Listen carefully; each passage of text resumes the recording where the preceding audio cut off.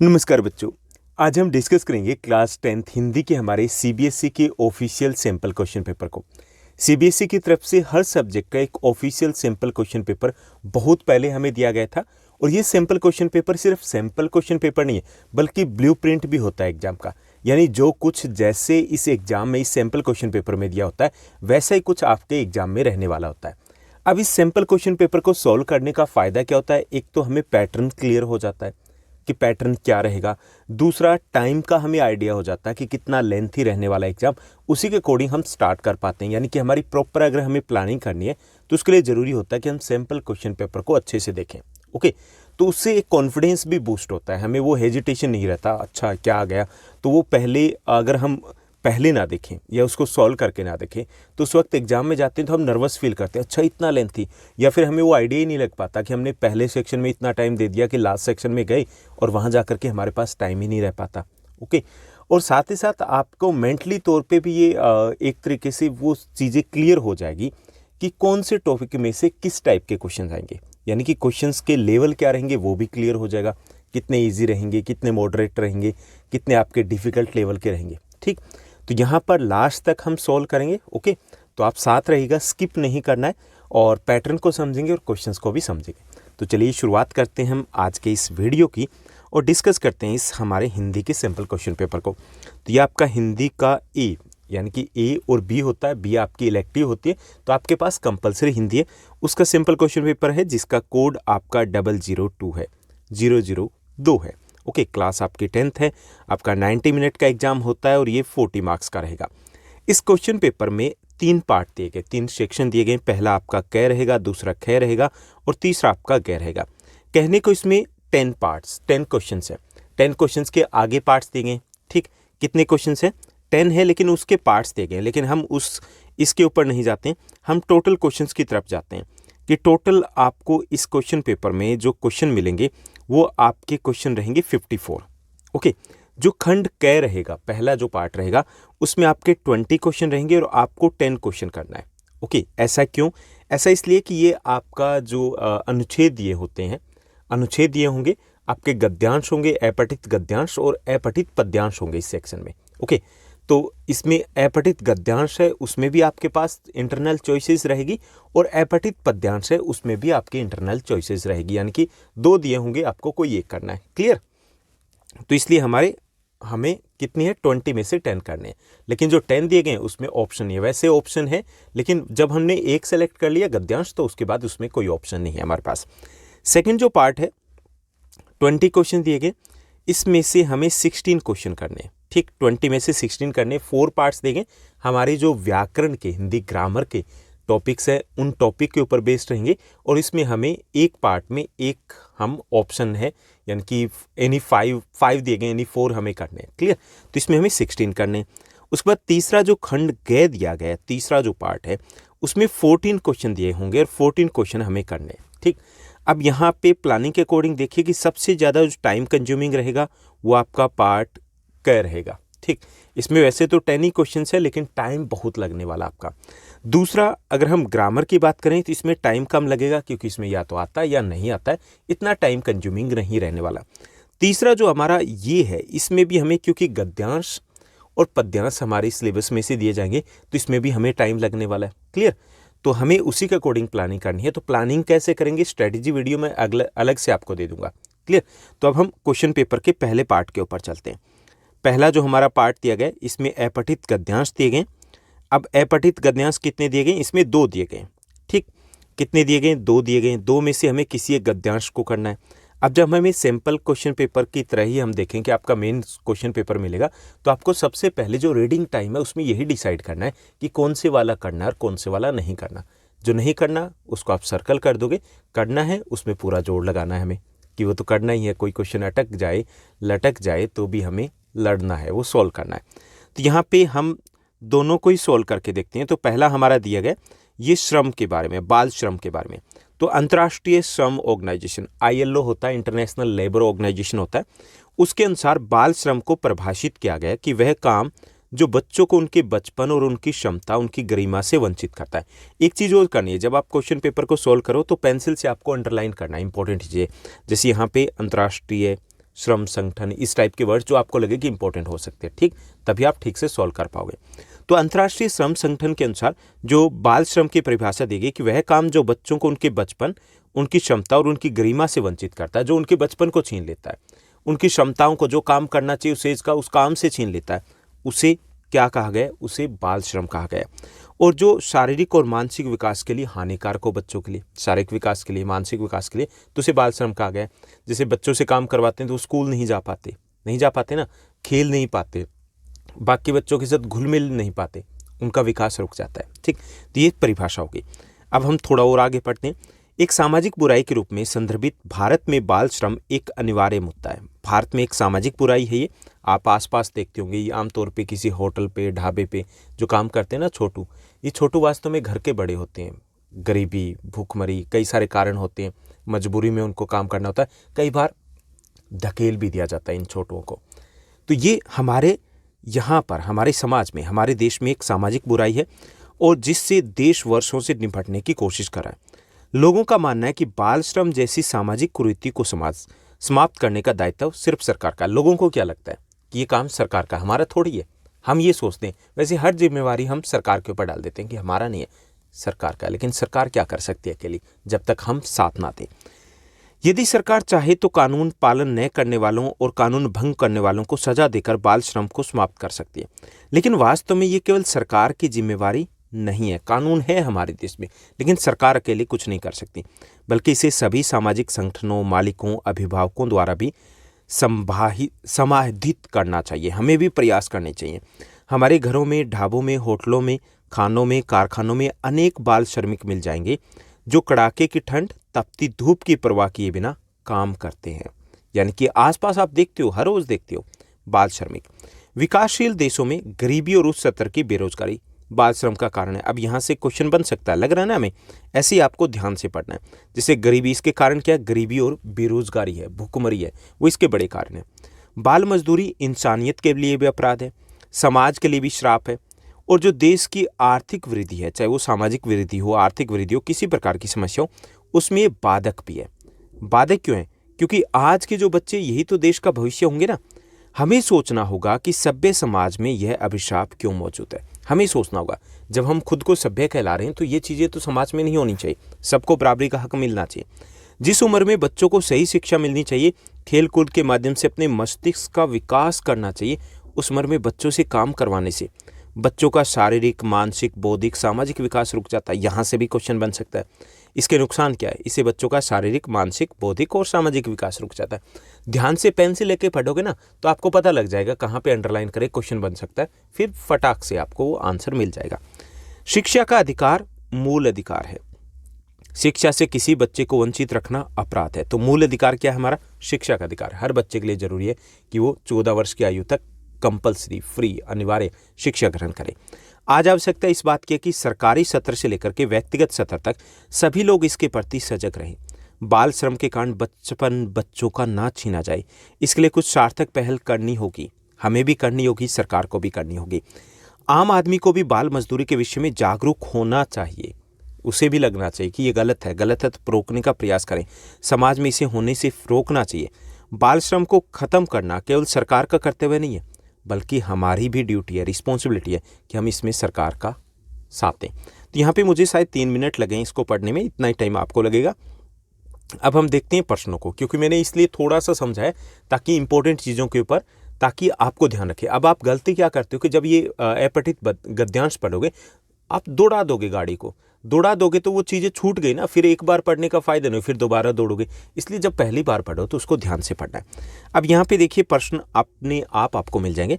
पहला, गद्यांश के आधार पर बताइए कि बाल श्रम जैसी सामाजिक कुरीति को समाप्त करने के लिए लोगों की सोच कैसी है, हम क्या सोचते हैं, ठीक, ये बताना है। पहला विकल्प दिया गया, बाल श्रम को समाप्त करना केवल समाज सेवी संस्थाओं का दायित्व है, हम ऐसा सोचते हैं। दूसरा कि बाल श्रम को समाप्त करना केवल जनता का दायित्व, हम ये सोचते हैं। तीसरा, बाल श्रम को समाप्त करना केवल सरकार का दायित्व है, ये सोचते हैं। चौथा, बाल श्रम को समाप्त करना केवल अभिभावकों का दायित्व है, ये सोचते हैं, अभिभावक, पेरेंट्स का। तो इसमें करेक्ट जो आपका आंसर है वो ग रहेगा। हम क्या सोचते हैं? हम ये सोचते हैं कि ये काम, इसको खत्म करना सरकार का है, ठीक।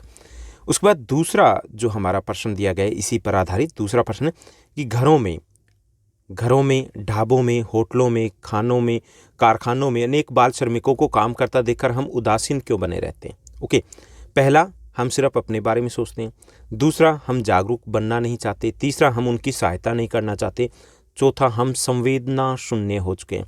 तो घ आपका सही विकल्प रहेगा। हम संवेदना शून्य हो चुके हैं, हम अपनी सोच रहे हैं, दूसरों को लेकर के हम वो चीज़ें सोच ही नहीं रहे, वो चीज़ें महसूस ही नहीं कर पा रहे कि वो भी किसी के बच्चे होंगे। ओके, तो हम संवेदना शून्य हो चुके हैं। ठीक, क्योंकि इसमें जैसे हम अपने बारे में सोचते हैं तो ये भी इसी में ही आ जाता है, इसलिए घ आपका सही विकल्प रहेगा। क्लियर। तीसरा प्रश्न देखिए, तो ये सारे इजी हैं, आप सोल्व कर पा रहे हो अगर आपने गद्यांश को ठीक से समझा। तीसरे को मेरे से पहले आपको सोल्व करना है। गद्यांश के आधार पर बताइए कि बाल श्रम को रोकने के लिए सार्थक प्रयास क्यों किए जाने चाहिए। पहला, बाल श्रम के कारण बच्चों का बचपन छीन जाता है। दूसरा, वे जल्दी बड़े हो जाते हैं। तीसरा, बच्चों को घर पर ही रहना पड़ता है। चौथा, बच्चों को विद्यालय आना नहीं पड़ता। तो इसमें करेक्ट जो आपका आंसर क्या होगा वो क्या रहेगा, उनका बचपन छीन जाता है। बचपन छीनने का मतलब उनका सामाजिक, आर्थिक सारा विकास रुक जाता है, पढ़ाई कर नहीं पाते। क्या आपका सही विकल्प रहेगा। चौथा प्रश्न देखिए कि बच्चों को बाल श्रम के लिए क्यों विवश किया जाता है, क्यों उनको बाल श्रम करना पड़ता है।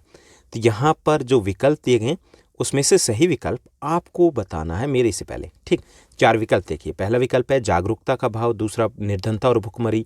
तीसरा, शिक्षा का भाव। चौथा, लोगों की मनोवृत्ति। तो जो हमने गद्यांश में पढ़ा ना उसी के आधार पर बताना है। तो इसमें करेक्ट आंसर आपका क्या रहेगा, निर्धनता और भूखमरी है, उसके कारण बच्चों को बाल श्रम करना पड़ रहा है। उसके बाद 5वां प्रश्न देखिए।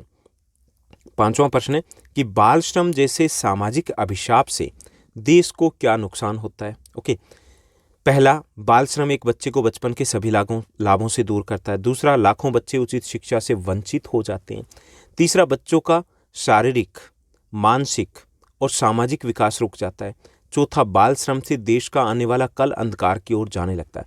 अब यहाँ देखिए, इस टाइप के क्वेश्चन ट्रिकी क्वेश्चन होते हैं, कंफ्यूज हो सकते हैं।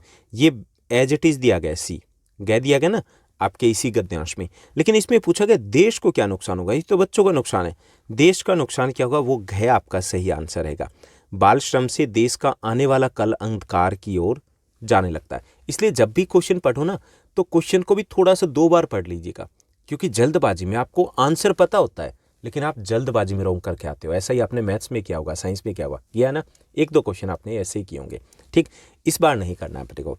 तो उसके बाद दूसरा दिया गया, चलिए अब हम दूसरे को सोल्व करते हैं। वैसे आपको तो वहाँ एक ही सोल्व करना है, एक ही गद्यांश है वो सोल्व करना। आपको सिर्फ रीडिंग टाइम में ये आइडेंटिफाई करना है कि ये वाला ईजी है, इसको मैं करने वाला हूँ या करने वाली हूँ। दूसरा है, सेकंड जो दिया गया ये ज़्यादा ईजी है। ये दिया गया निसंदेह सहजता से हर एक दिन, महिलाओं के बारे में, कि निसंदेह सहजता से हर एक दिन भिन्न भिन्न भूमिकाएं जीते हुए महिलाएं किसी भी समाज का स्तंभ होती है। महिलाएं अलग अलग भूमिकाएं निभाती है, माँ का, बहन का, घर में एक तरीके से सबकी केयर टेकर की भूमिका निभाती है, वो पत्नी की भूमिका निभाती है वो, और समाज का एक स्तंभ होते हैं, मजबूत स्तंभ होते हैं। लेकिन आज की दुनिया के कई हिस्सों में समाज उनकी भूमिका को नज़रअंदाज करता है, यानी जितना महत्व उनको मिलना चाहिए उनको हम इग्नोर कर देते हैं। इसके चलते महिलाओं को बड़े पैमाने पर असमानता, उत्पीड़न, घरेलू हिंसा, वित्तीय निर्भरता की घर वालों के ऊपर निर्भर करना पड़ता है, उनको रहना पड़ता है अपने आर्थिक ज़रूरतों के लिए, अन्य सामाजिक बुराइयों का उन्हें सामना करना पड़ता है।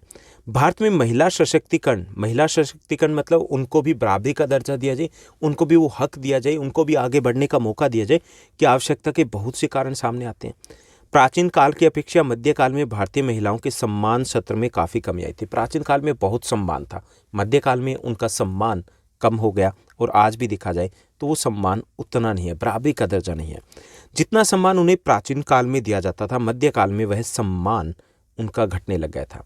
आधुनिक युग में कई भारतीय महिलाएं हैं जो बहुत सारे महत्वपूर्ण राजनीतिक और प्रशासनिक पदों पर पदस्थ है। बहुत सारी महिलाएं हैं, सीएम भी हैं, ओके, राज्यपाल भी बनी हुई हैं, आईएएस आईपीएस ऑफिशियल्स हैं, है ना। फिर भी अगर हम ग्रामीण महिलाओं की बात करें तो अपने घरों में रहने के लिए वो बाध्य हैं। उन्हें सामान्य स्वास्थ्य सुविधा, शिक्षा जैसी सुविधाएं नहीं मिलती है। 8वीं 10वीं कर लिया, घर बिठा दिया जाता है, ओके। बराबरी का हक नहीं दिया जाता। ग्रामीण महिलाएं वो सदियों से घर और खेतों में पुरुषों के बराबरी काम करती है, लेकिन वहाँ उन्हें सामंती सोच के कारण, सामंती जो सोच है उसके कारण दूसरे दर्जे का नागरिक माना जाता है। उनका न तो किसी टाइप के डिसीजन मेकिंग में उनसे बात या उनका निर्णय है वो महत्व रखता है, न ही उनकी राय जानी जाती है, उनको दोयम दर्जे का नागरिक समझा जाता है।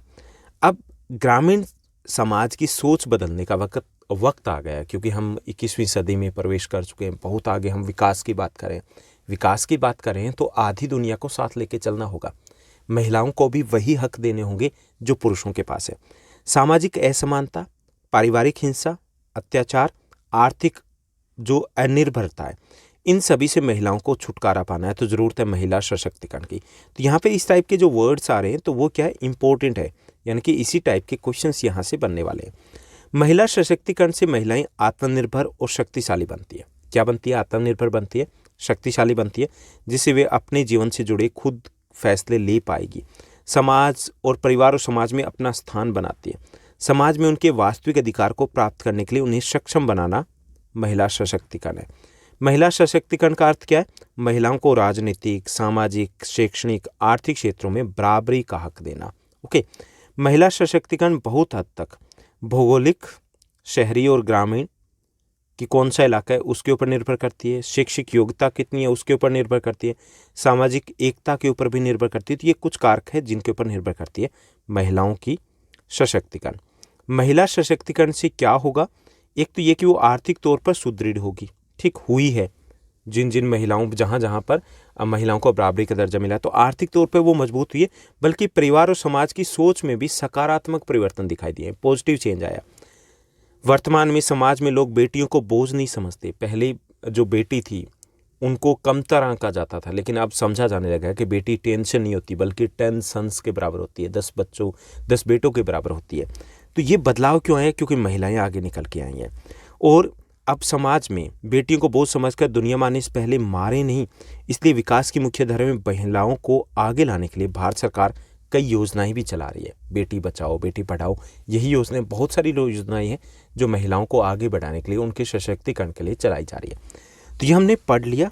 ओके, 4 मिनट के आसपास लगा होगा, 3 से 4 मिनट। अब हम फटाफट इनको सॉल्व कर सकते हैं। बहुत ईजी है, आप मेरे से पहले सॉल्व कीजिएगा। गद्यांश के आधार पर बताना है कि महिला सशक्तिकरण की आवश्यकता क्यों महसूस हुई है। पहला, समाज में महिलाओं की स्थिति निर्बल है इसलिए। दूसरा जो विकल्प दिए गए, पहला उनकी स्थिति निर्बल थी इसलिए, दूसरा आत्मनिर्भर थी इसलिए, तीसरा वो सक्षम थी अपने निर्णय लेने में इसलिए, और चौथा वो शिक्षित थी। तो इसमें करेक्ट जो आपका आंसर है वो ए हो जाएगा, क्योंकि उनकी स्थिति थी वो काफ़ी निर्बल थी। ओके, पिछड़ापन था, इसलिए जरूरी है महिला सशक्तिकरण। तो कै आपका सही विकल्प होगा। दूसरा देखिए, ग्रामीण सोच में परिवर्तन लाने के लिए क्या किया जा सकता है। पहला, गाँव में सुविधाएं उपलब्ध करवाई जाए। तीसरा, सड़कें बनवाई जाए। चौथा, अंधविश्वास और रूढ़ियों का विरोध किया जाए। और तीसरा, अंधविश्वास और रूढ़ियों का विरोध किया जाए। चौथा, शिक्षा का प्रचार प्रसार किया जाए।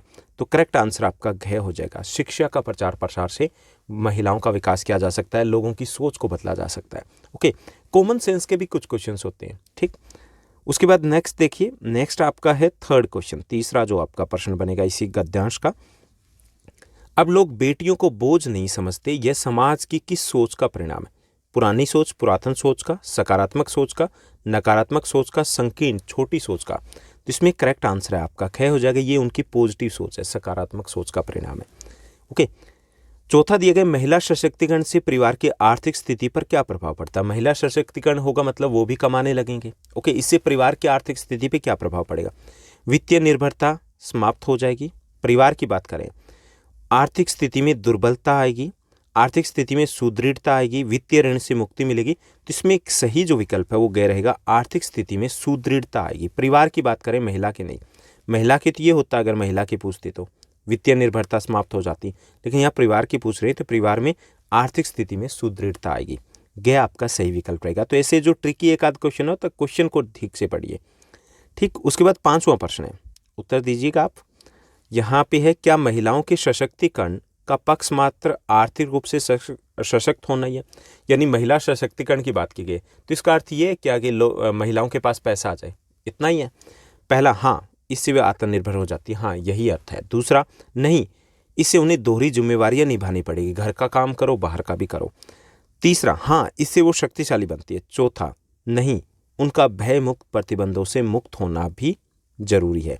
तो घ सही विकल्प रहेगा कि सिर्फ सशक्तिकरण का मतलब ये नहीं कि आर्थिक आज़ादी मिल जाए, बल्कि जितने भी प्रतिबंध है उनके ऊपर लगाए गए क्योंकि वो महिलाएं हैं, वो सभी भी नहीं होने चाहिए। ये भी महिला सशक्तिकरण में शामिल है, यानी बराबरी का दर्जा। तो ये हो गए हमारे गद्यांश, 2 में से 1 करना, हमने दोनों किए यहाँ पर। नेक्स्ट जो हमें दिए गए 2 काव्यांश दिए जाएंगे, ओके, पद्यांश दिए जाएंगे। इनमें से भी हमें 1 करना है। जब रीडिंग टाइम मिलेगा उसी वक्त हम डिसाइड कर लेंगे कि इनमें से कौन सा करेंगे। तो ये जो काव्यांश होते हैं इसमें क्या करना है कि आपको पढ़ना है, ठीक, पेंसिल लेकर के। इसमें से कुछ वर्ड्स समझ में ना आए, मोटे तौर पे उसकी थीम को समझना है, क्योंकि वर्ड से ज़्यादा मतलब नहीं रहेगा। क्लियर? तो किसी एक काव्यांश को ध्यान से पढ़िए और उस पर हमें सही प्रश्नों का विकल्प चुनना है। तो पहला जो ये दिया गया वन संरक्षण को लेकर के है। देखिए कि देश के आज़ाद होने पर बीता लंबी अवधि, कि देश आज़ाद हुए बहुत समय हो चुका है, अब ऐसे इस दर्द से धमनियाँ फटने लगी। लेकिन अब एक दर्द ऐसा है जिससे धमनियाँ फटने लग गई है। व्यर्थ सीढ़ीदार खेतों में कड़ी मेहनत किए हो गया हूँ और जर्जर, बोझ ढोकर थक गया। कि मैंने मतलब पहाड़ी इलाके के बारे में बताया जा रहा है कि सीढ़ीदार खेती किए जा रहे हैं, वो कड़ी मेहनत किए जा रहे हैं, अब बूढ़े हो चुके हैं, बोझ ढोकर के थक चुके हैं। अब मरूंगा तो जलाने के लिए मुझको, अरे 2 लकड़ियां भी नहीं होगी सुलभ इन जंगलों से। लेकिन जब मृत्यु होगी तो जलाने के लिए 2 लकड़ियां नहीं मिल पाएगी। यानी यहाँ पे व्यथा प्रकट की जा रही है कि वन काटे जा रहे हैं, पेड़ों का सफाया किया जा रहा है, पेड़ कम होते जा रहे हैं, जंगल सिकुड़ते जा रहे हैं। वन कहाँ है? वन कहाँ है जब कुल्हाड़ों की तृषा बढ़ रही है? तृषा मतलब उनकी प्यास बढ़ रही है कुल्हाड़ों की। यानी कुल्हाड़े कौन से? हमारे कुल्हाड़े, हमारा लालच बढ़ता जा रहा है, हम पेड़ों को काटते जा रहे हैं, काटे डाले जा रहे हैं। मानवों के बंधु तरवर है, हमारे बंधु होते हैं। बंधु क्यों होते हैं? क्योंकि हमारी तमाम ज़रूरतें पूरी करते हैं, ये बहुत सारी आवश्यकताएं पूरी करते हैं ये पेड़ पौधे, जो हमें पता है। कुछ हमारी प्रत्यक्ष होती है, कुछ अप्रत्यक्ष होती है। छठी क्लास से पढ़ते आ रहे हो आप वनों के लाभ, प्रत्यक्ष अप्रत्यक्ष, तो वही उन्हीं की बात की जा रही है। फूल से, फल से, दलों से, मूल से, तरु छाल से, चाहे वो फूल से हो, फल से हो, चाहे उनके दल से हो, चाहे उनके जड़ से हो, चाहे उनकी छाल से हो, हर किसी तरीके से उनका हर एक भाग जो होता है वो हमारे लिए उपयोगी होता है। स्रव स्वर देकर जो मनुष्य को लाभ पहुंचाते, सदा कटते रहे ये सभी वन। और जो अपना सब कुछ दे करके हमें लाभ पहुंचाते हैं, उन्हीं वनों को हम काटते आ रहे हैं। पर्वत की दिव्य शोभा निरंतर हो रही विद्रूप, कि पर्वतों की जो शोभा है वो धीरे धीरे कम होती जा रही है। क्यों? पेड़ों को काटा जा रहा है, क्योंकि शोभा, सुंदरता तो इन्हीं से होती है ना। ऋतुएं रो रही गगन चुंबी, वन सदा उनके हृदय से फूटते झरने। ऋतुएं भी रो रही है, क्योंकि जो ऋतुएं थी उनमें भी जो बदलाव आते थे, वो महक थी, वो वनों के कारण ही थी। नदी बहती सुशीतल नीर की, हर पहर चित नित चहकते कूकते रहते विहग। फल फूल का सहज श्रृंगार करते जहाँ। यहाँ पर जो नदी है वो भी उदास है, जो विहग है, पक्षी है, वो भी कूकते रहते, क्योंकि जो पेड़ है वो कम होते जा रहे हैं। और फूल जो पृथ्वी का सहज श्रृंगार करते हैं, ये वन, वही वन काटे जा रहे हैं। ओके, तो थीम को समझ लिया। अगर एक एक वर्ड ना समझ में आए ना तो भी चलेगा आपका। अब इसी पर आधारित प्रश्न दिए गए, चलिए उनको हल करते हैं, और आपको मेरे से पहले हल करना है, ठीक? करे हो वैसे, अच्छे बच्चे हो आप। चलिए, अब ऐसे है इस दर्द से, इस असहनीय दर्द का कारण क्या है? क्यों इस दर्द की बात की जा रही है? पहला, आज़ादी के बाद लंबी अवधि बीत गई है इसलिए दर्द हो रहा है। दूसरा, खेतों में कड़ी मेहनत करने के कारण दर्द हो गया है।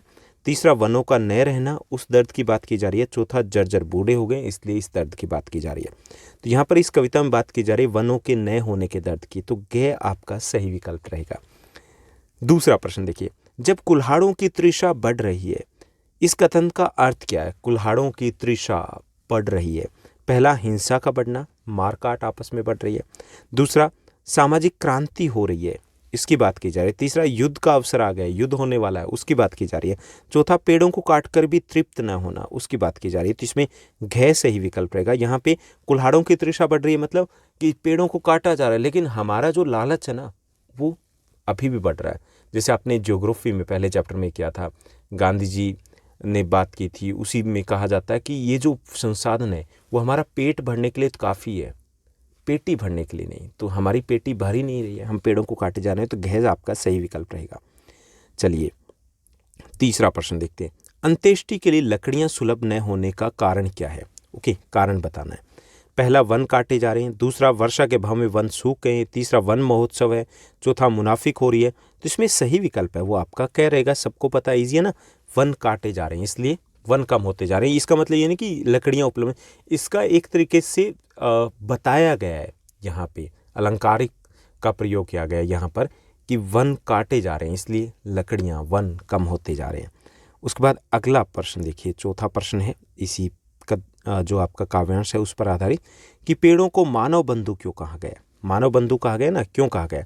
हम पेड़ों का व्यापार करते हैं मानव, इसलिए। पेड़ हमें सर्वस्व अपना सर्वस्व देते हैं, सब कुछ देते हैं अपना। पेड़ हमें ईंधन देते हैं इसलिए। पेड़ मानव पेड़ों का रख सके इसलिए। तो इसमें सही जो विकल्प है वो ख रहेगा। पेड़ हमें अपना सब कुछ देते हैं इसलिए उन्हें मानव बंधु कहा गया है। मानव बंधु, मानव मित्र कहा गया है। उसके बाद पांचवा हमारा प्रश्न है, इस कविता में क्या प्रेरणा दी गई? स्वस्थता की, स्वार्थी बनने की, वन कटाई की, वन संरक्षण की। तो करेक्ट जो आपका आंसर रहेगा कि इसमें वन संरक्षण की बात की गई, घ आपका सही विकल्प रहेगा। ओके, तो ये हमारा काव्यांश रहेगा। क्लियर? आपको एक ही करना है, लेकिन हम दूसरा भी सोल्व करेंगे यहाँ पर। ठीक, अब देखिए कि दोनों में से एक को पहचानना आपको जो ईजी लगे। क्लियर? रीडिंग टाइम में। अब दूसरा देखिए, दूसरा काफ़ी ईजी है, वैसे पहले भी ईजी थी। जो आपका पद्यांश आएगा, पद्यांश में आधुनिक कविता आएगी, ऐसा नहीं कि उसमें कठिन शब्द आएंगे, वो आसान ही रहेंगे। दूसरा देखिए, जो पद्यांश दिया गया, मैं बचपन को बुला रही थी, बोल उठी मेरी बिटिया मेरी। बचपन मतलब बेटी को देख करके कवित्री है सुभद्रा कुमारी चौहान, उनको अपना बचपन याद आ रहा है कि मैं बचपन को बुला रही थी, बोल उठी बिटिया मेरी, नंदन वंशी फूल उठी ये छोटी सी कुटिया मेरी। कि जब बिटिया बोल उठी तो ऐसे लगता था कि मेरे घर में, मेरी कुटिया में फूल खिल गए हों। माओ कहकर बुला रही थी, मिट्टी खाकर आई थी। माओ कहकर बुला रही थी, मिट्टी खाकर आई थी, कुछ मुंह में कुछ लिए हाथ में, मुझे खिलाने आई थी। यानी उनकी जो बेटी है वो माँ कह कर के बुलाती है और हंसते हंसते अपनी माँ के पास आ रही है। उसके हाथ में मिट्टी है, उसके मुंह की मिट्टी लगी हुई है और वो माँ को मिट्टी खिलाने आई है, क्योंकि बचपन ऐसा ही होता है। पुलक रहे थे अंग और अंगों में कौतूहल छलक रहा था, और आंखों में उनके एक कौतूहल छलक रहा था। किसके? बिटिया के। उनके अंग खुश थे, आंखों में अलग सी उत्सुकता थी, मुंह पर थी आह्लाद लालिमा, विजय गर्व सा झलक रहा था। और मुंह पर अलग तरीके की लालिमा थी, एक विजय गर्व झलक रहा था। क्यों? वो खुश थी, वो अपनी माँ को मिट्टी खिलाने आ रही थी, खुश थी। उसे क्या पता था कि मिट्टी है क्या है, लेकिन वो खुश थी। मैंने पूछा क्या लाई, कवित्री ने पूछा बिटिया से क्या लाई, बोल उठी माँ खाओ, मतलब माँ खाओ। हुआ प्रफुल्लित हृदय खुशी से, मैंने कहा तुम ही खाओ। कि जब उसने कहा खाओ, मतलब जब बच्चा तुतलाती हुई जुबान में बोलता है, अच्छा लगता ना, तो वो अपनी मासूमियत के साथ वो अपनी माँ को कहती है माँ खाओ, इस मिट्टी को खाओ। और माँ भी उसकी इस मासूमियत के ऊपर हंस देती है और कहती है कि नहीं तुम ही खाओ, मैं नहीं खाने वाली। पाया मैंने बचपन फिर से, बचपन बेटी बन गया। कि बचपन वापस आ गया था जैसे, और दोबारा से जो बचपन था उनका वो बेटी बन करके उनके सामने आ गया था। उसकी मंजुल मूर्ति देखकर मुझ में नवजीवन आया, और उसकी जो हरकतें थी वो देख करके खुद में भी नवजीवन का एक संचार हो गया था, एक जोश का संचार हो गया था। मैं भी उसके साथ खेलती खाती हूँ, तुतलाती हूँ। कि अब माँ भी उसके साथ खेलती है, खाना खाती है, तुतलाती हुई बोलती है। हम भी बोलते हैं ना, तुतलाते हुए बोलते हैं, बड़े भी बोल देते हैं कभी कभी, लेकिन तुतलाते हुए बोल रहे हैं।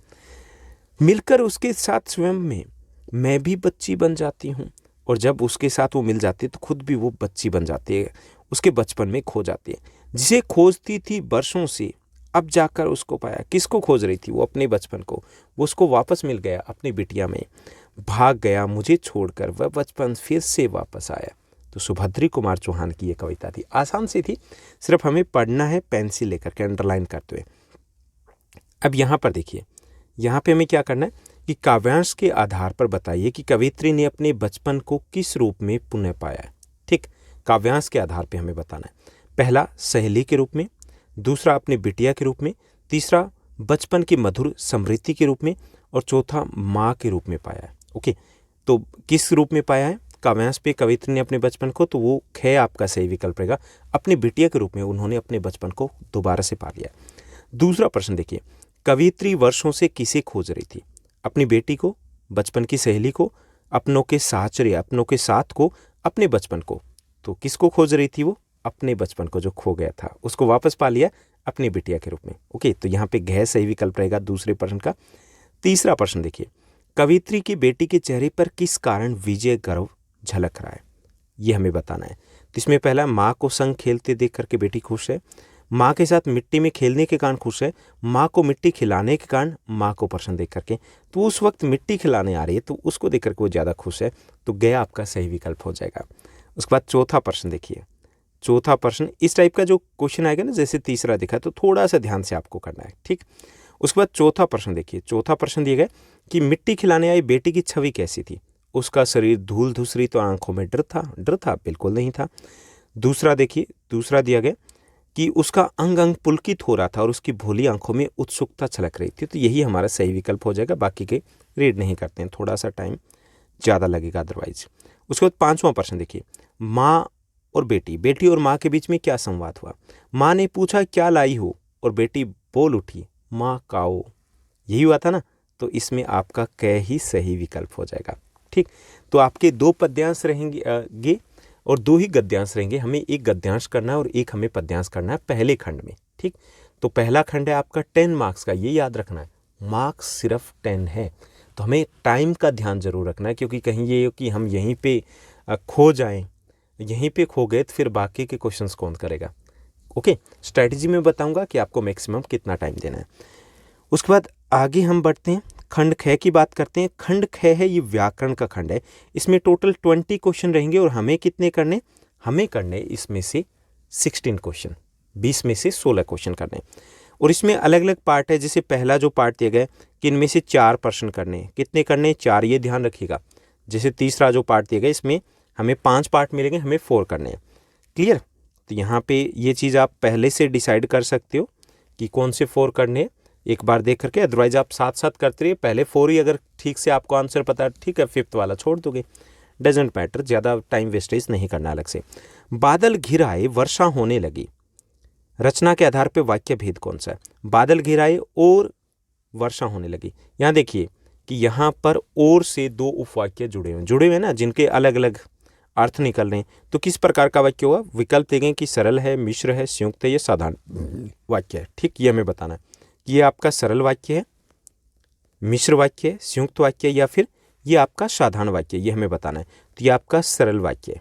सरल वाक्य है? नहीं, बिल्कुल नहीं है। ये आपका मिश्र वाक्य है? बिल्कुल नहीं है। अब सरल वाक्य में क्या होगा? वहाँ पे एक ही उद्देश्य और एक ही विधेय होगा। ओके, मिश्र वाक्य में क्या होगा? 2 वाक्य तो होंगे, लेकिन वहाँ पे बीच में कोई योजक नहीं होगा। एक उसमें प्रधान उपवाक्य होगा, एक आप में उसमें क्या होगा? दूसरे के ऊपर निर्भर उपवाक्य होगा। तो ये आपका संयुक्त वाक्य है। कौन सा वाक्य है? संयुक्त वाक्य। ये और से जुड़ा हुआ है, बादल घिराए और वर्षा होने लगे, ठीक। तो आपको भी ध्यान रखना है कि कहीं ध्यान इधर से उधर भटका और कहीं रोंग ना हो जाए। आसान से रहेंगी ये। इसमें जैसे आपको आराम से पहचान सकते हैं कि योजक से जुड़े होते हैं, तो वो आपके संयुक्त वाक्य होंगे। दूसरा देखिए, दूसरा प्रश्न है कि निम्नलिखित में से मिश्र वाक्य है, कौन सा है मिश्र वाक्य? अम्नी आई और पढ़ने बैठ गई, और दिया गया, तो ये संयुक्त वाक्य है। बच्चे दूध पीकर सो गए, ये सरल वाक्य है। अध्यापक के सामने सब शांत होते हैं, शांत रहते हैं, ये भी आपका सरल वाक्य है। झूठ बोलते हैं उन पर विश्वास मत करो, ये आपका, इसमें 2 वाक्य है, 2 वाक्य है ना, तो ये आपका मिश्र वाक्य है, ठीक। घ आपका सही विकल्प रहेगा।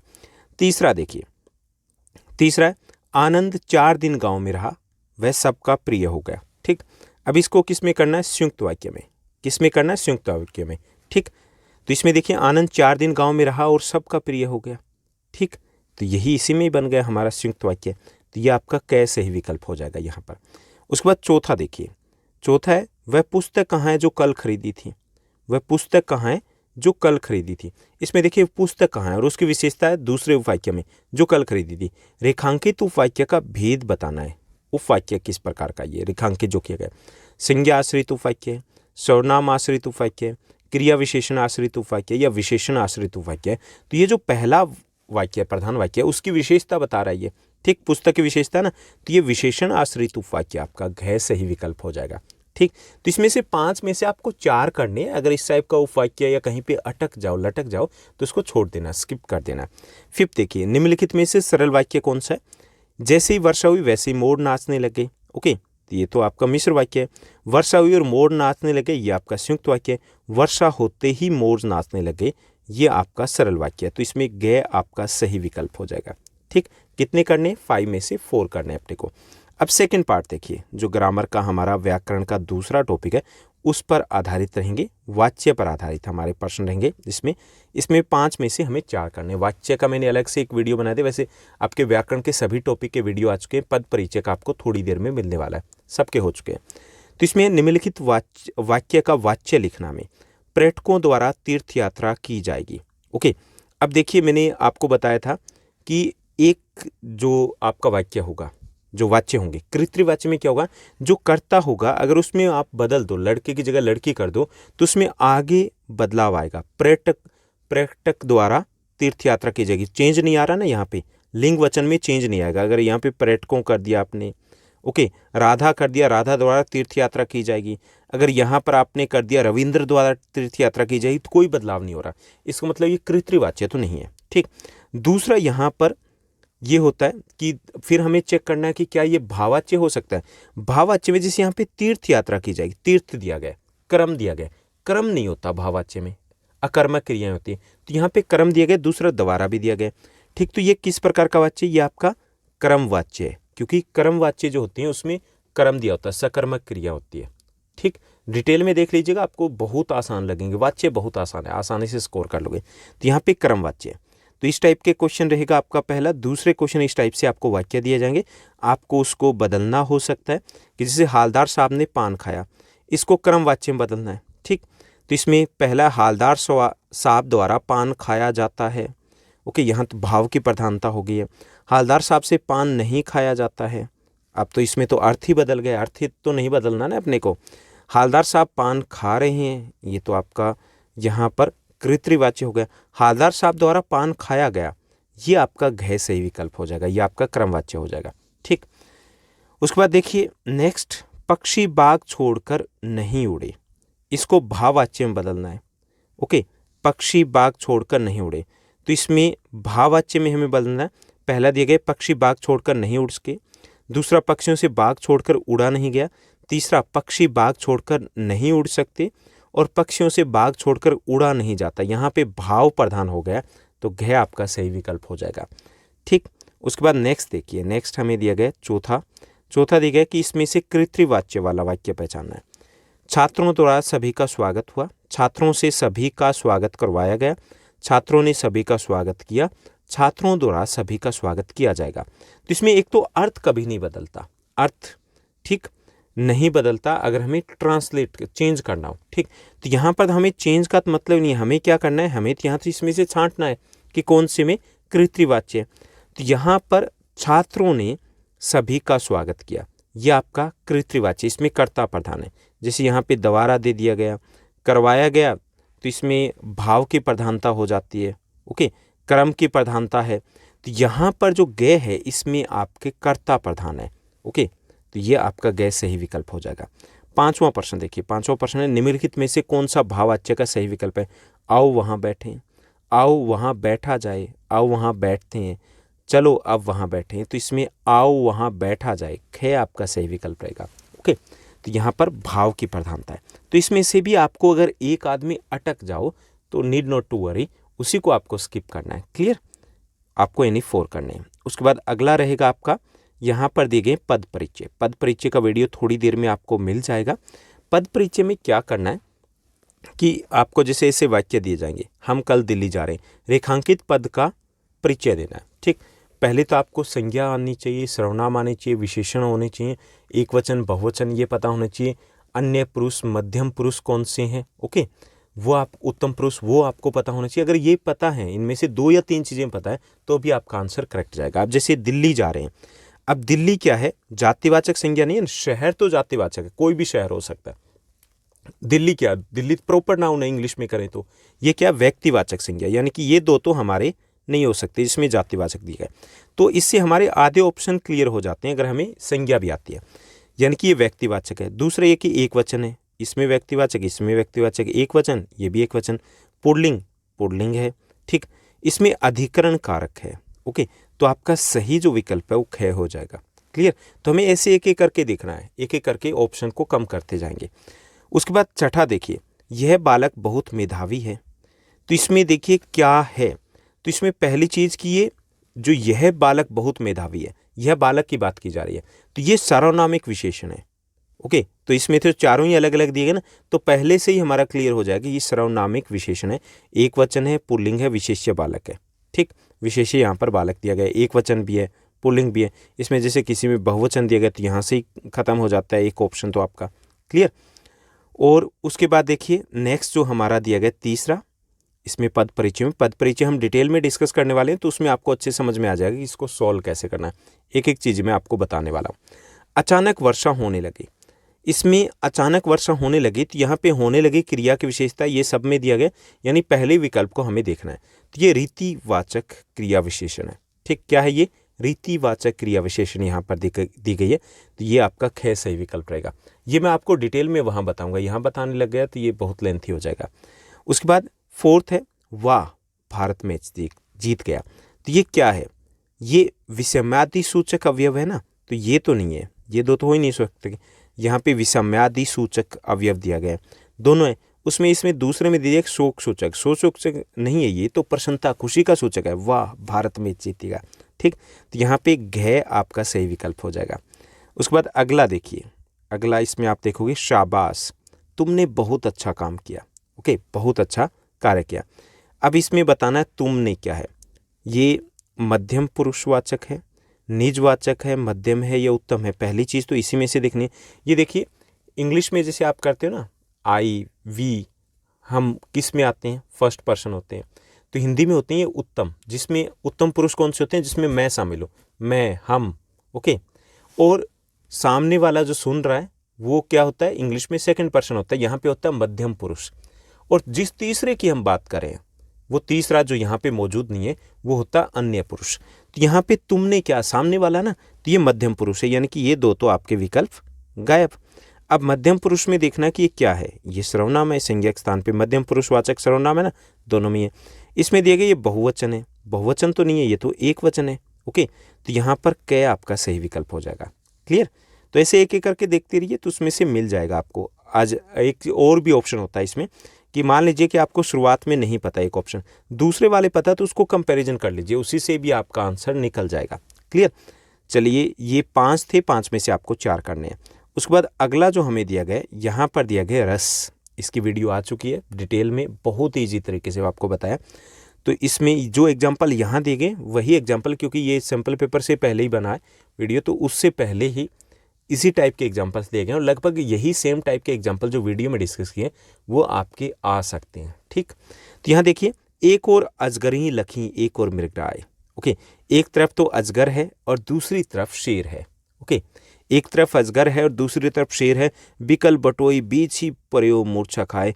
और जो बटोई है, जो यात्री है, वो डर के मारे मूर्छा खा करके वहीं गिर गया कि क्या हो, एक तरफ तो अजगर है और दूसरी तरफ शेर है। ओके, तो यहाँ पर कौन सा रस है इन पंक्तियों में? तो यहाँ पर ऑप्शन दिए गए, विकल्प दिए गए, यहाँ वीर रस है, यहाँ पे करुण रस है, यहाँ पे भयानक रस है, यहाँ पे रौद्र रस है। तो यहाँ पे भयानक रस है, भयानक रस है ना, भय है, यहाँ पर गय आपका सही विकल्प रहेगा। दूसरा, उत्साह किस रस का स्थायी भाव होता है? ओके, तो विकल्प है शांत रस का, वीर रस का, हास्य रस का, रौद्र रस का। तो उत्साह किस में होता है? उत्साह वीर रस में होता है। खूब लड़ी मर्दानी वो तो झांसी वाली रानी थी, किस में होता है? वीर रस में उत्साह होता है। ख सही विकल्प रहेगा आपका। ठीक, उसके बाद अगला प्रश्न देखिए, अगला दिया गया कि श्री कृष्ण के सुन वचन अर्जुन शोभ से जलने लगे। शोभ मतलब क्रोध से जलने लगे। सब शील अपना भूल कर करतल युगल मलने लगे, कि अपना जो संस्कार थे उन चीज़ों को भूल करके अब वो एक तरीके से मन की आग में जलने लगे। संसार देखिए अब हमारे शत्रु रण में मृत पड़े, कि अब दुनिया वाले देखेंगे हमारे दुश्मनों को इस रणभूमि में मरे हुए पड़े हुए। करते हुए ये घोषणा वे उठकर खड़े हो गए, और इस घोषणा को करते हुए उठ करके खड़े हो गए, किसमें? क्रोध में। तो कौन सा रस है यहाँ पे? रौद्र रस है, विभत रस है, भयानक रस है या वीर रस है?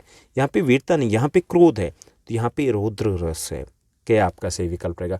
जैसे राम लक्ष्मण परशुराम संवाद की बात करें तो उसमें से ज़्यादातर जो पार्ट है, विशेष तौर पे जहाँ पे परशुराम जी बोलते हैं, वो सारा का सारा क्या, रौद्र रस का वहाँ पर परिचय दिया गया है।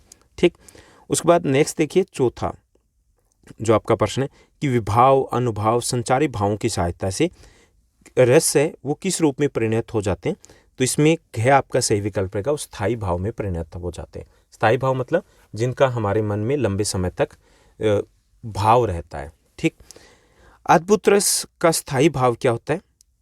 इसमें विकल्प दिए गए, पहला भय है, दूसरा विषम्य है, तीसरा जुगुप्सा है, चौथे की देखने की जरूरत नहीं, यहीं पे हमें आंसर मिल जाएगा। विषम्य है वो अद्भुत रस का स्थायी भाव होता है। ठीक, तो इसमें से भी 5 में से आपको 4 करने हैं रस पर। तो ये था आपका व्याकरण का खंड, जिसमें आपको क्या मिलेंगे? व्याकरण के खंड में आपको मिलेंगे वाच्य, आपको मिलेंगे रस, वहाँ पे आपको मिलेंगे रचना के आधार पर जो वाक्य है वो मिलेंगे, यानी कि चारों जो आपके पार्ट दिए गए, चारों पार्ट है वो आपको अच्छे से तैयार करने हैं। ठीक, हालांकि एक अगर प्रश्न कहीं पे भी गड़बड़ आता तो need not to worry, tension नहीं लेनी, क्योंकि हमें यहाँ पर इंटरनल चॉइस मिलेगी ख भाग में, उसमें ज़्यादा टाइम नहीं लेगा, सबसे कम टाइम कंज्यूमिंग हमारा व्याकरण ही रहेगा। ठीक, क्योंकि मैं यहाँ पे टाइम ज़्यादा ले रहा हूँ, क्योंकि मैं उसमें थोड़ा सा अलग से डिस्कस कर रहा हूँ, वहाँ तो आपको सिर्फ सॉल्यूशन देना है। क्लियर? उसके बाद आपका ग पार्ट रहेगा। अब जो ग पार्ट रहेगा इसमें क्या है, ये सबसे इंपॉर्टेंट इसलिए कि यहाँ पे कोई इंटरनल चॉइसेस नहीं है। अच्छा स्कोर करना है तो किंतु परंतु नहीं होना चाहिए, मुश्किल बिल्कुल है ही नहीं, क्योंकि 2 ही चैप्टर आपके, 2 ही पद्य के हैं और 2 ही आपके गद्य के दिए गए, उन्हीं में से क्वेश्चंस रहने। यहाँ पे आपके 14 क्वेश्चन रहेंगे और हमें सभी 14 क्वेश्चन करने हैं। तो इसमें आपको एक गद्यांश दिया जाएगा, पठित गद्यांश है, और एक ही पद्यांश दिया जाएगा जो पठित पद्यांश रहेगा हमारी पाठ्य पुस्तक में से। अब यहाँ पे ये दिया गया है नेताजी का चश्मा पाठ से कि नहीं साहब, यहाँ पे पान वाला है, हालदार साहब को कह रहा है कि नहीं साहब वो लंगड़ा क्या जाएगा फौज में, क्योंकि जब उनको कैप्टन चश्मे वाला बोला जाता ना तो हालदार साहब की उत्सुकता उठती है, वो पूछते हैं पान वाले से क्या ये आर्मी में था। ओके, तो उन्होंने पूछा कि नहीं साहब वो क्या वो लंगड़ा क्या जाएगा फौज में, पागल है पागल, वो देखो वो आ रहा है, आप उसी से बात कर लो ना, फोटो वोटो छाप दो उसका कहीं। हालदार साहब को पान वाले द्वारा एक देशभक्त का ऐसे मजाक उड़ाना अच्छा नहीं लगा। मुड़कर देखा तो अवाक रह गया, हैरान रह गया हालदार साहब। एक बेहद बूढ़ा मरियल सा लंगड़ा आदमी, सिर पर गांधी टोपी और आंखों पर काला चश्मा लगाए, एक छोटी सी संदूकची और दूसरे हाथ में बांस पर टंगे बहुत से चश्मे लिए अभी अभी एक गली से निकला था। अब एक बंद दुकान के सहारे अपने बांस टिका रहा था, तो इस बेचारे की दुकान भी नहीं। उफ, यानी हालदार साहब को लगा, देखा तो उन्हें पता चला, क्योंकि उन्होंने कुछ और ही सोच रखा था। अच्छा, तो इस बेचारे की दुकान भी नहीं है, फेरी लगाता है।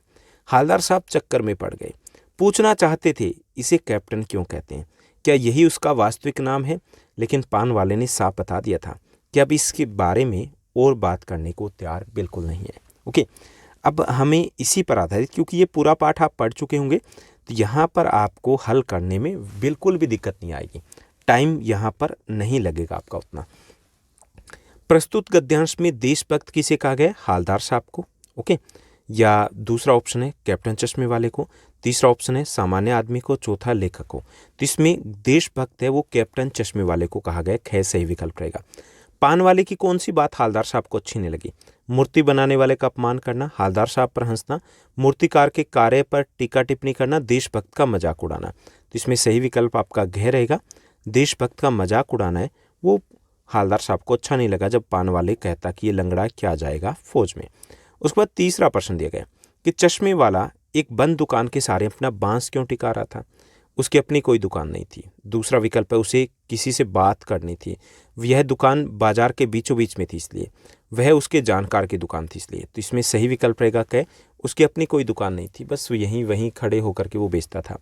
उसके बाद चौथा प्रश्न दिया गया। चौथा प्रश्न है कि हालदार साहब पान वाले से कैप्टन चश्मे वाले के बारे में क्या पूछना चाहते थे।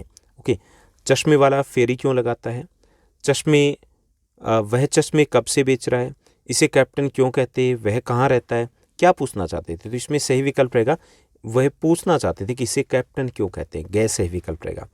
हालदार साहब किस कारण कैप्टन के बारे में और जानकारी प्राप्त नहीं कर सके? पान वाले ने इस बारे में बात करने से मना कर दिया था, पहला विकल्प है। दूसरा, पान वाला कैप्टन के बारे में अधिक नहीं जानता था। तीसरा, हालदार साहब के पास समय की कमी थी, उन्हें कहीं निकलना था जल्दी। चौथा, कैप्टन ने जानकारी देने से मना कर दिया था। तो इसमें सही विकल्प आपका क्या रहेगा? पान वाले ने इस बारे में बात करने से मना कर दिया था इसलिए। ठीक, तो ये चैप्टर आप ऑलरेडी कर चुकी हो, और अगर आपके लगता है कि इसको हमें पढ़ना चाहिए तो अगर आप कमेंट सेक्शन में बता दीजिएगा, हम इस चैप्टर को डिटेल में पढ़ भी लेंगे। 30-35 मिनट लगेंगे, दोबारा से भी हम कर सकते हैं।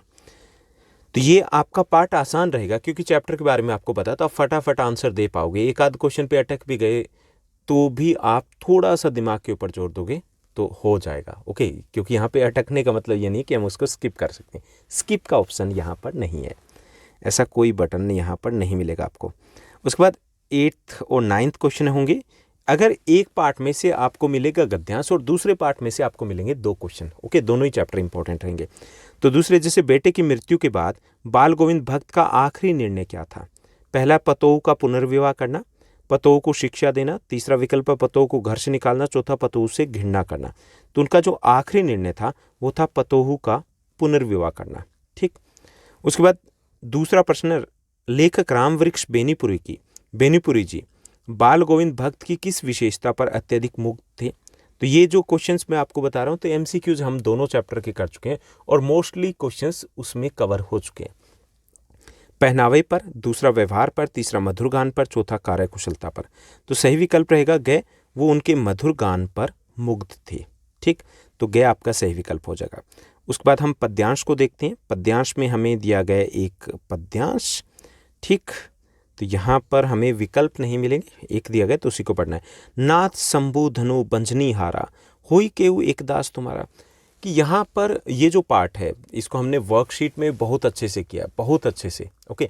तो इसमें यहाँ पर प्रश्न क्या चल रहा है कि भगवान शिव का है धनुष है वो तोड़ दिया जाता है, क्योंकि ऐसा कुछ था, संवैवर की शर्त थी उसके अनुसार कि जैसे ही श्री राम है उनको छूते हैं, उंगली लगाते हैं, वो टूट जाता है।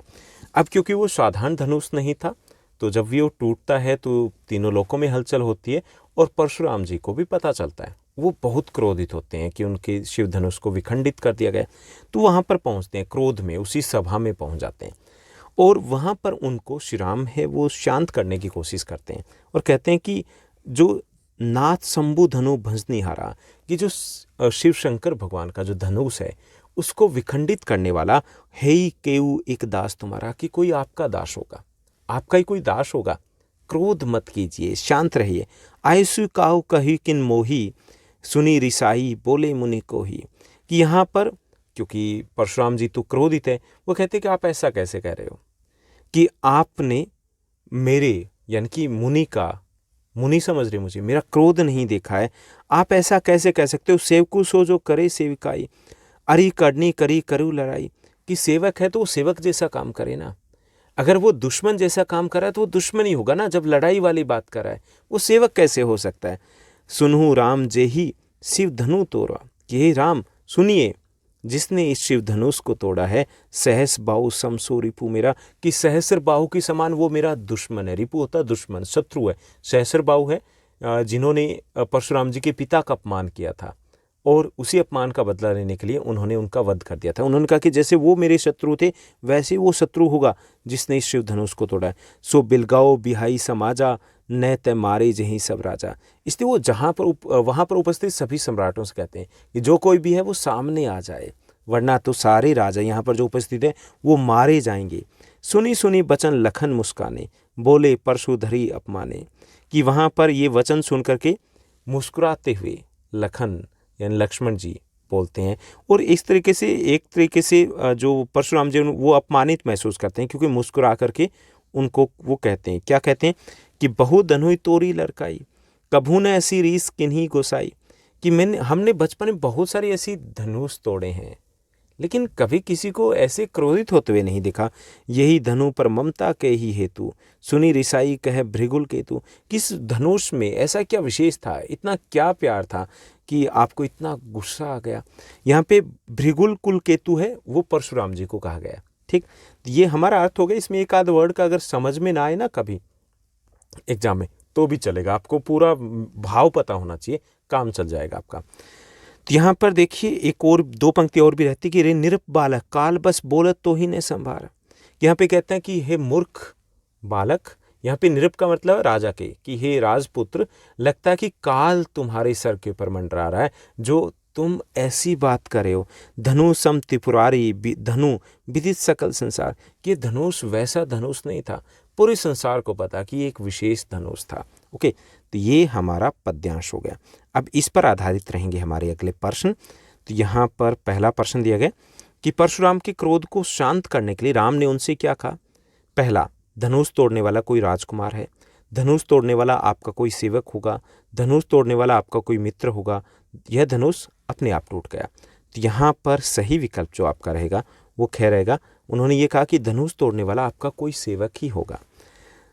दूसरा, स्वयंवर में जो धनुष टूट गया था वो किसका धनुष था। पहला राजा जनक का था, दूसरा वो राम का था, तीसरा विष्णु जी का था, चौथा वो परशुराम जी का था, परशुराम जी के आराध्य शिव जी का था। इसमें सही विकल्प रहेगा कि घ वो परशुराम जी के आराध्य शिव जी का धनुष था। ओके, तो घ सही विकल्प हो जाएगा। उसके बाद तीसरा प्रश्न देखिए। तीसरा प्रश्न है कि शिव धनुष टूटने पर परशुराम क्रोधित क्यों हो गए थे, इतने क्रोधित क्यों हुए, क्या बात हुई थी। तो इसमें पहला है परशुराम जी शिव भगत थे और उन्हें शिव धनुष प्रिय था। दूसरा, उन्हें सीता संवंवर में आमंत्रित नहीं किया गया था इसलिए वो नाराज थे। तीसरा, वो क्षत्रिय कुल के विरोधी थे इसलिए वो नाराज थे। चौथा, परशुराम जी क्रोधी स्वभाव के थे, बिना बात के नाराज थे। ओके, तो सही जो विकल्प है वो क्या रहेगा, परशुराम जी शिव भक्त थे और उन्हें शिव धनुष विशेष प्रिय था। तो क्या आपका सही विकल्प हो जाएगा। भृगुल कुल केतु किसे कहा गया, तो सही विकल्प आपका गए रहेगा, परशुराम जी को कहा गया यहाँ पर। उसके बाद पांचवां प्रश्न देखिए। पांचवां जो प्रश्न है, शिव धनुष तोड़ने वाले की तुलना परशुराम जी ने अपने किस शत्रु से की है। ओके, तो यहाँ पे ख सही विकल्प रहेगा, सहस बाहु। कहीं पे ये सहस्र बाहु दिया होता है, कहीं पे सहस्त्र बाहु दिया होता है, तो एक ही नाम है ये। ओके, सहस बाहु यहाँ पर जो नाम लिया गया, तो ख आपका सही विकल्प रहेगा। तो ये हो गए हमारे 5 प्रश्न जो पद्यांश पर आधारित थे। 2 और प्रश्न दिए गए जो दूसरी कविता से लिए गए। गोपियों के अनुसार किसने राजनीति की शिक्षा प्राप्त कर ली है। गोपियों के अनुसार यह हमें बताना है। पहला कंस ने, दूसरा नंद ने, तीसरा श्री कृष्ण ने, चौथा उद्धव ने। तो इसमें सही जो विकल्प रहेगा वो गए रहेगा। उन्होंने कटाक्ष करते हुए कहा कि श्री कृष्ण ने राजनीति की शिक्षा प्राप्त कर ली, वो राजनीति करने लगे हमारे साथ। उसके बाद नेक्स्ट दिया गया कि सूरदास के आधार पर, सूरदास के पद के आधार पर बताइए कि गोपियों ने व्यंग कसते हुए किसे भाग्यशाली कहा, ताना मारा, वैसे किसको कहा कि आप तो बड़भागी हो, किसको कहा है। विकल्प है श्री कृष्ण को, उद्धव को, सूरदास को, स्वयं को। तो इसमें सही विकल्प है ख, उद्धव को बड़भागी, बड़े भाग्यवान कहा है। वैसे वो ताना मारा गया, ताना मारा गया कि आप श्री कृष्ण के पास रहते हो और आपको प्रेम छू तक नहीं पाया, अब तो बड़े भाग्यशाली हो। ओके, तो ख सही विकल्प रहेगा। तो ये था हमारा sample question paper. I hope सब कुछ आपको अच्छे से समझ में आ गया होगा, पैटर्न समझ में आ गया होगा। डिटेल स्ट्रेटजी की बात हम बाद में करेंगे, इवनिंग तक वो वीडियो मिल जाएगा, आपको कब कितना, कहाँ पर कितना टाइम देना है, कैसे फोकस करना है। और सबसे इम्पोर्टेंट आपको जो लगा होगा वो लगा होगा व्याकरण। ओके, व्याकरण इंपॉर्टेंट है, लेकिन व्याकरण में आपको कंसेप्ट समझना है, एमसीक्यूज नहीं समझने। एमसीक्यूज 1000 भी कर लो तो भी गारंटी नहीं होगी सारे सही होंगे। कंसेप्ट समझ लीजिए, 5 में से 4 आप 100% सही कर दोगे और आपका स्कोर 40 में से 40 आ सकता है, परसेंटेज ऊपर आएगी। आपकी रस तथा उसके भेद का वीडियो आ चुका है, अलंकार तथा उसके भेद का वीडियो आ चुका है। अलंकार कहाँ आएंगे, अलंकार आपका जो गद्यांश या पद्यांश आएगा उसमें से पूछा जा सकता है, यहाँ पर कौन सा अलंकार है, तो वो समझना जरूरी है। वाच्य और वाच्य के भेद आ चुके हैं, रचना के आधार पर वाक्य है वो आ चुके हैं। ओके, अभी जो रहता है आपका पद परिचय वो आपको मिल जाएगा थोड़ी देर में। तो अगर आपको ये वीडियो अच्छी लगी तो इस वीडियो को लाइक करना है, शेयर करना है, और कोई सुझाव सजेशन हो तो कमेंट्स करने हैं। साथ साथ एक्स्ट्रा मटेरियल जो भी चाहिए, एक्स्ट्रा सैम्पल क्वेश्चन पेपर वगैरह, तो वो मैं आपको शेयर करूंगा। कहाँ पर, टेलीग्राम पे। जैसे साइंस या मैथ्स में हमने किया, बहुत सारा मटेरियल आपको दिया है और मैथ्स में काफ़ी यूज़फुल भी रहा है वो, तो वो सारा मटेरियल आपको वहीं पर शेयर कर दिया जाएगा। आज के लिए बस इतने। Thank you, bye bye, have a nice day.